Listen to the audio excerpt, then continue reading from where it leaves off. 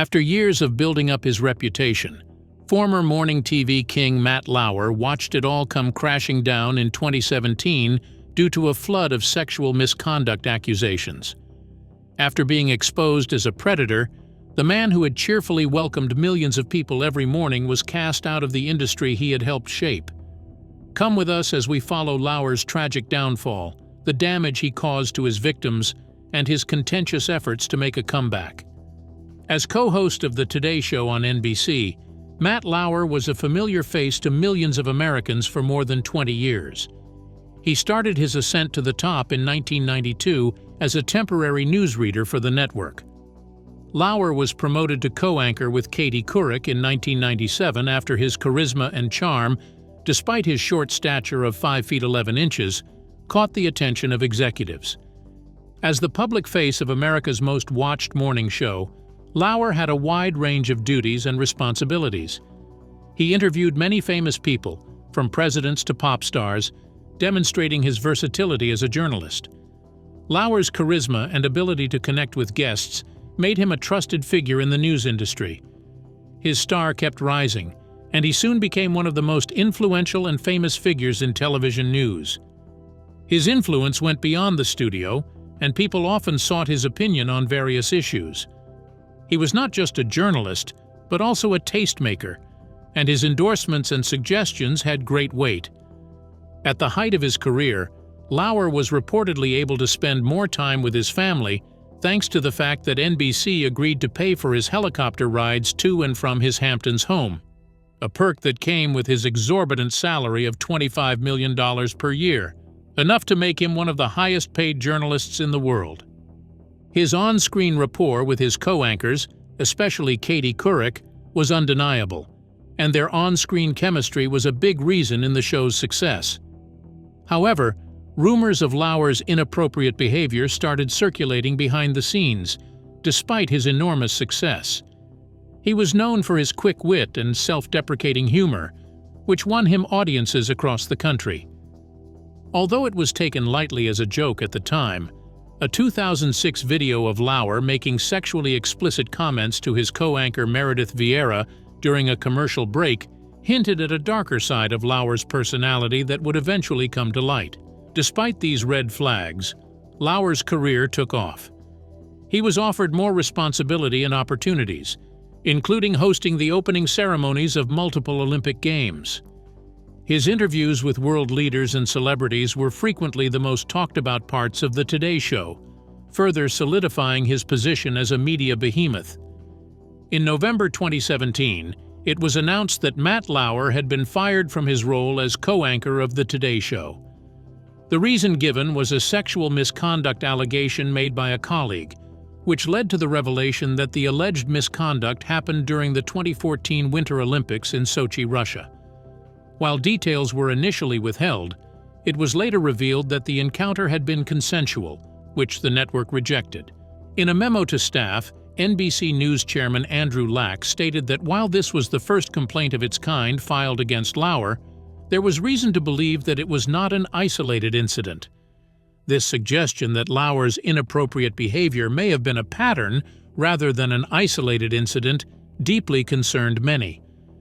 The announcement of Lauer's firing was made on air by his former co-hosts Savannah Guthrie and Hoda Kotb, both of whom struggled to contain their emotions as they delivered the news. Guthrie, who had worked alongside Lauer for more than a decade, said that she was heartbroken and grappling with the fact that her longtime colleague had turned out to be a different person than she had thought. Kotb, meanwhile, emphasized the bravery of the women who had come forward with their stories, and the importance of creating a safe and respectful workplace for all employees. She acknowledged that the news of Lauer's misconduct had come as a shock to many, but insisted it was a necessary step in the fight against harassment and abuse. For Lauer personally, the scandal was a precipitous decline. In a matter of days, he went from being a highly esteemed figure in television to an outcast, his honor stained by the weight of the accusations. The public was shocked and confused when word of Matt Lauer's dismissal from The Today Show spread. How could a man who had been so popular and trusted by millions of Americans act in such a morally repugnant way? The answer was more troubling than anyone had anticipated. A deluge of accusations surfaced in the days and weeks after Lauer's firing, offering a picture of a man who had exploited his position of authority to prey on vulnerable women. The most damning of these claims came from a former NBC employee who said that Lauer had exposed himself to her in his office and then scolded her for not having sex. Another woman claimed that Lauer had given her an adult toy as a gift, along with an explicit note explaining how he intended to use it on her. The most disturbing accusation, however, came from a former NBC News employee named Brooke Nevels, who spoke out in Ronan Farrow's 2019 book, Catch and Kill.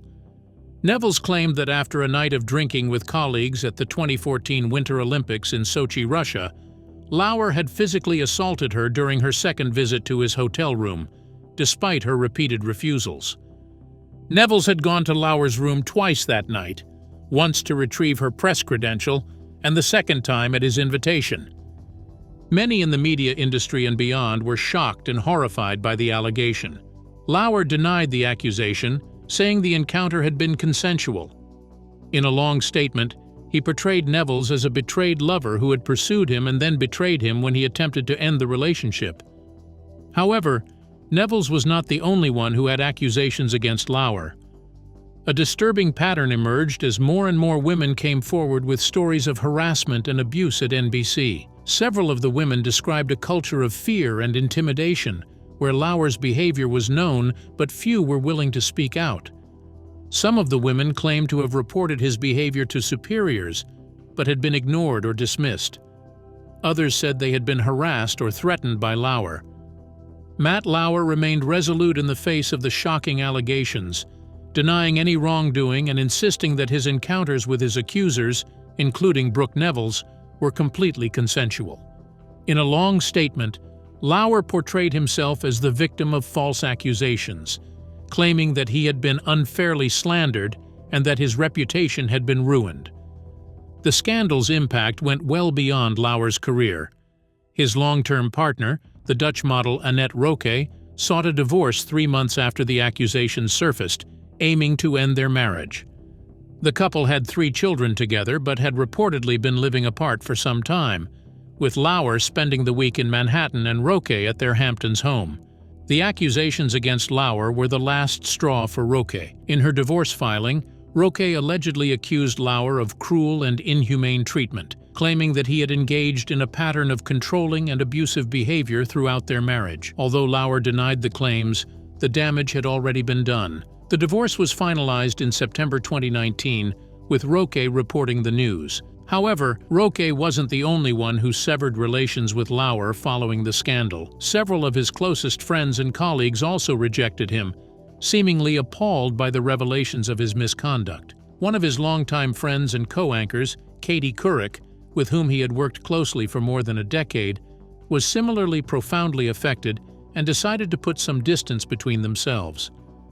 In an interview with People magazine in 2019, Couric confessed that she had been caught unawares by the accusations against Lauer and had no knowledge of his darker side. Couric continued by saying that she had viewed Lauer as a partner and friend, and that she had never seen him act inappropriately. However, following the revelations, she started to hear stories from other women who had worked with him and had similar experiences. Among the numerous troubling allegations leveled against Matt Lauer, one of the most peculiar was the rumor that he had a secret button under his desk at NBC Studios that, when pressed, would lock his office door from within, allowing him to welcome female employees into his office and engage in inappropriate contact without fear of discovery. The button had allegedly been installed by NBC's technical staff at Lauer's request. He was shocked and outraged when the existence of the button was revealed. Many saw it as a sign of the power dynamics involved in Lauer's alleged misconduct. The idea that he had a way to protect his privacy while acting inappropriately was very troubling and made people question the culture at NBC that permitted such a system to exist. In his 2019 statement to Variety, Lauer denied the existence of the button, calling the reports completely false and insisting that his office did not have such a locking mechanism. He accused the media of trying to cast him in a negative light by spreading misinformation. However, many found Lauer's denials to be hollow, seeing the button as just one example of the ways he had allegedly abused his power and authority over the years. In the aftermath of Matt Lauer's dismissal from NBC, more and more damning accusations surfaced, painting a disturbing picture of a man who had grossly overstepped his bounds in terms of professional behavior, time and time again, taking advantage of his powerful position to make sexually suggestive comments and advances toward the women he worked with. An especially egregious instance occurred in a 2006 video that had leaked to TMZ in the days after Lauer's firing. In the video, Lauer is seen telling Meredith Vieira, who was his co-anchor at the time, to keep bending over like that, while she leaned over to pick something up off the floor. "It's a nice view," he adds, and Vieira laughs uncomfortably. The video had sparked widespread outrage and disgust, serving as a stark illustration of the kind of objectification and harassment that women in the media industry had been subjected to for years, frequently at the hands of powerful men like himself. However, this was far from an isolated incident. As time went on, more and more women came forward with their own stories of inappropriate behavior by Lauer. One of the most shocking revelations came from Katie Couric, who had worked alongside Lauer on The Today Show for many years. In an interview with Andy Cohen on Watch What Happens Live in 2012, Couric had joked that Lauer pinches me on the ass a lot. While this comment was initially taken lightly as office teasing, it took on a far more sinister tone after the allegations against Lauer. Couric later clarified that she was joking and that Lauer had never touched her inappropriately. However, the fact that she felt comfortable making such a comment in the first place. As co-anchors of The Today Show, Matt Lauer and Ann Curry were a familiar sight to morning television viewers for years. Their platform allowed them to educate and entertain millions of viewers daily. However, tensions were building behind the scenes. And in 2012, Curry's messy and abrupt departure from the show prompted speculation about Lauer's possible role in her demise. Working her way up from news anchor to co-host alongside Lauer in 2011, Curry had been with The Today Show since 1997. However, there were indications from the start that they lacked the on-air chemistry that Lauer had experienced with his former co-anchor, Katie Couric. Reportedly, Lauer openly complained about Curry to NBC executives, critiquing her performance and implying that she was lowering the show's ratings. Some even claimed that he issued an ultimatum to the network. Either Curry leaves or he does. Regardless of the veracity of these reports, there was no doubting the poorly managed manner in which Curry was let go from the show. In June 2012, barely a year after being promoted to co-anchor, she was suddenly demoted to the position of correspondent. Many viewers viewed this as a demotion, and Curry expressed her disappointment and outrage in an emotional on-air farewell. Rumors circulated behind the scenes suggesting that Lauer had a significant hand in her dismissal, with some claiming that he could have saved her job but opted not to utilize it. More information about the toxic work environment at NBC during that time has come to light in the years after Curry left. In an interview with The Washington Post in 2018, Curry discussed the widespread verbal and sexual harassment that she and other women had experienced at the network. She portrayed a culture where powerful men like Lauer could get away with inappropriate behavior, while the women who spoke out against them were either punished or ignored. Curry did not directly accuse Lauer of being the reason she was fired, but she did imply that the network had an issue with its treatment of women. "I don't know a single woman who didn't experience some form of sexual harassment," she told the Post. "It was pervasive." The 2017 revelations regarding Lauer's alleged misconduct only served to heighten the speculation regarding his involvement in Curry's departure. Some interpreted it as additional proof of the ways in which powerful men in the media industry could control and manipulate the women in their midst. The media industry began to talk about the legendary contract negotiations that Matt Lauer had with NBC in 2014, when he reportedly signed a 2-year deal worth $25 million per year, making him one of the highest-paid news anchors in the world. The specifics of the deal were closely guarded, but rumors and speculation about the benefits that Lauer had negotiated for himself circulated. The most talked-about part of the deal was a provision that supposedly let him use NBC's private helicopter to go from the Hamptons to the network studios in Manhattan. For Lauer, who had always been known for his extravagant lifestyle and love of luxury, the clause represented his enormous power and influence at NBC. It was a perk that not even the top executives could dream of receiving. However, for many others, the clause was a disturbing indication that Lauer's contract negotiations had become a symbol of a wider culture of excess and entitlement in the media industry. At a time when many journalists were struggling to make ends meet, the idea that one anchor could command sue. While there were certainly other high-profile journalists who had secured lucrative contracts and lavish perks, the magnitude of Lauer's deal and its perception by others in the industry made it stand out as an especially egregious example. The story of Lauer's contract negotiations is a microcosm of the larger issues that have long troubled the media industry. Despite its purported dedication to holding the powerful accountable and speaking truth to power, there has often been a troubling tendency to instead reward and celebrate those who are able to accumulate the most power and influence for themselves. For years, Lauer was held up as a shining example of this tendency. His enormous salary, helicopter rides, and unchecked power within NBC were. Matt Lauer, who had been a familiar face to millions of Americans for more than 20 years as the face of morning television, vanished from public view in the wake of the scandal. He took refuge in his sprawling Long Island estate, the $41 million Stronghart Manor, a 12-bedroom mansion on a beautiful 6.3-acre lot with views of the Peconic River, which had been a symbol of Lauer's success and wealth for a long time. But in the years after his fall from grace, it became something else entirely, a place to hide from the prying eyes of the public and the media. The life that Lauer led in exile was very different from the glamorous jet-setting life that he had before. Gone were the extravagant parties, the celebrity hobnobbing, and the continual bustle of activity that had long encircled him. Instead, he supposedly spent his days locked up in his mansion, rarely leaving the house, and avoiding any kind of interaction with the press. But even in his solitude, Lauer was not totally alone. In 2019, rumors circulated that he had started dating Shaman Abbas, a public relations executive from Wales who had a successful career in luxury marketing. The couple reportedly started dating shortly after Lauer's divorce from wife Annette Roque and spent a lot of time together at Lauer's Hamptons estate.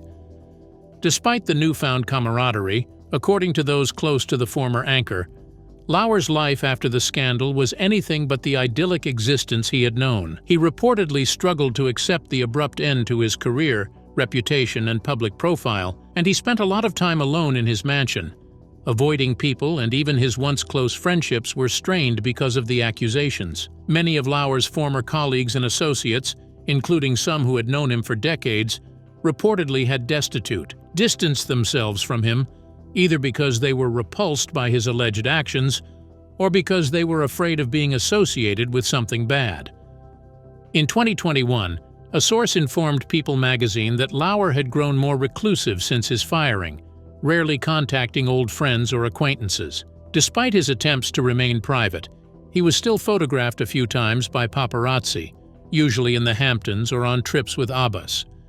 The photos, which depict a solemn, gray-haired Lauer looking thinner and more aged than in his prime, have only added to the speculation regarding his mental health and future plans. In the spring of 2024, nearly 7 years after his stunning fall from grace, rumors began to swirl that Matt Lauer was plotting a comeback. According to sources close to the disgraced former anchor, he has grown restless in his self-imposed exile and is eager to return to the public eye and reclaim some semblance of his former life and career.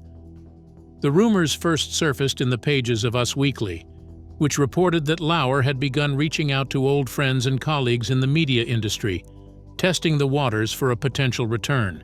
The idea of a Lauer comeback is met with a mix of incredulity and revulsion by many in the media world. After all, this is a man who has been accused of sexual assault, harassment, and other gross misdeeds by multiple women, a man whose alleged behavior has become a symbol of the rampant abuse of power and privilege in the industry. The idea that he might be welcomed back with open arms after all that has happened seems almost too absurd to contemplate. Nevertheless, it appears that Lauer is of the belief that enough time has elapsed since his fall from grace for a comeback to be feasible. The source adds that Lauer is certain the public has moved on from the scandal and that he can still find a role in the media landscape. As part of his purported plan to repair his reputation, Lauer is supposedly depicting himself as a changed man, prepared to make amends for his mistakes. At the center of this storyline is his relationship with Shaman Abbas, the public relations executive he has been seeing since 2019. Apparently, Lauer views Abbas as an integral aspect of his comeback plan, a method to prove to the world that he can still have a stable and healthy relationship despite his past transgressions. The media landscape has changed irrevocably since Lauer's downfall, and the road back to respectability and relevance will be long and difficult, if it is possible at all. Only time will tell if his rumored comeback will become a reality, or if the wounds he inflicted on so many will prove too deep to heal. See you in the next one.